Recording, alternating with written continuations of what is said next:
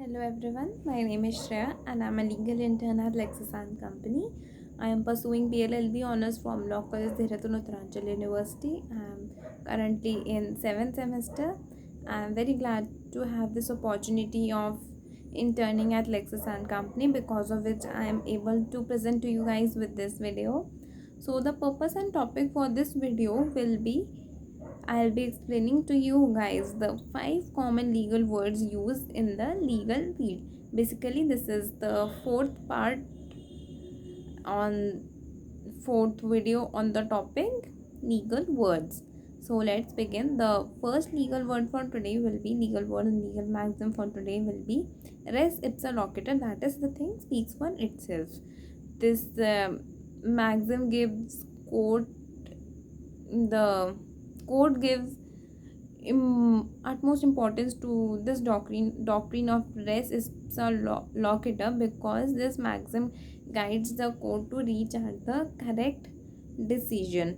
Res ipsa loquitur means that if something has said and it is very evident that if there is the act, if there is something which definitely says that okay, which proves that this must have happened.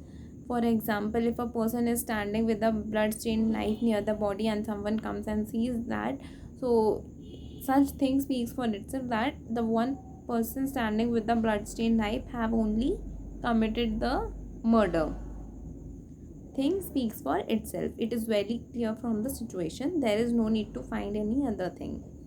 So next is ultra vires, that is beyond the jurisdiction and power. So it is ultra vires to the executive to make the laws, that is it is not in the power of the executives to make the laws, that is it is beyond the power of executive to make the laws. However, there are some conditions where the executive is also allowed to make the laws, but generally it is the duty of the executives to execute the laws and not make the laws. So making the laws by the executive will be ultra vires. So the doctrine of ultra vires has an important place in administrative law and company law. So moving on, next, the third legal word here is sine die, that is indefinitely without the appointment of any definite date. For example, session of the parliament is adjourned sine die, not any, it is adjourned till not a fixed date or a definite date. The Indo-Pak relations become bitter sine die after the Mumbai terrorist attack. That is, they have become bitter till indefinite point of time, till indefinite date. We do not know till when those relations will be bitter, will remain bitter. So next here is status quo, that is, which means the existing condition or the state of affairs, which the thing which is currently here into consideration.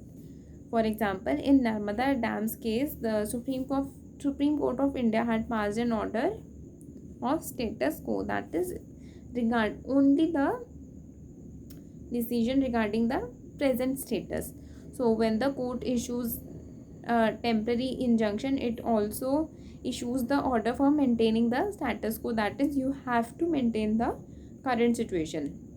It is a temporary injunction or a temporary order on the status quo. Judgment regarding status quo, judgment regarding the present conditions. So next legal word here for today is next is quid pro quo, that means something received in lieu of something given, which means tit for tat. If you have given this, the same thing will be received to you back. Tit for tat, what you give, that thing you will receive also. Doctrine of quid pro quo does not apply in the matter of tax. However, that is it is obvious from the condition that you do not pay as much as you earn. You always pay less as in the form of tax as compared to how much you have earned.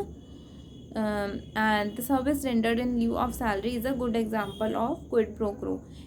Quid, quid pro quo. You will only get the salary for that much amount of work which you have paid to the company or to the organization. You will be paid in balance to your work.